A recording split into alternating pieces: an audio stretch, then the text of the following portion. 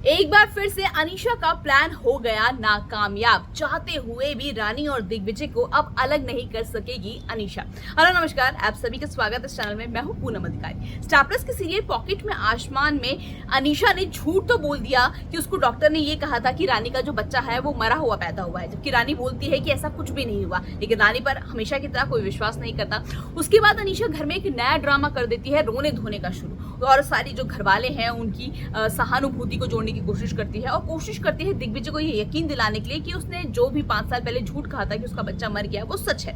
हालांकि दिग्विजय अभी भी अनीशा से नाराज होता है और अनीशा घरवालों को कोशिश कर रही है कि जल्द से जल्द उसकी और दिग्विजय की शादी हो जाए। लेकिन दिग्विजय साफ कह देता है, अनीशा के प्लान पे पानी फेर देता है कि देखो अनीशा, मुझे नहीं पता था मेरी बच्ची है कोई, और मेरी बच्ची जिंदा है और 5 साल से मैं उससे दूर था। अब मुझे उसे 5 साल का प्यार देना है, उसकी देखरेख करनी है। उसकी माँ नहीं होगी तो एक पिता के तौर पर उसे पालना और पोसना है। अब मैं तुमसे शादी कर लूंगा तो तुम उसकी सौतेली मां बन जाओगी और पता नहीं तुम उससे उतना प्यार कर पाओगी या नहीं कर पाओगी, क्योंकि एक सौतेले बच्चे को प्यार करना बहुत मुश्किल होता है। तो दिग्विजय साफ कह देता है कि अनीशा, तुम सोच लो एक बार कि तुम अभी भी मुझसे शादी करना चाहती हो, क्योंकि अब मैं अपनी बेटी को किसी भी कीमत में नहीं छोड़ूंगा और मेरी हमेशा पहली जो मैं अहमियत दूंगा अपनी जिंदगी में सिर्फ और सिर्फ अपनी बेटी को दूंगा।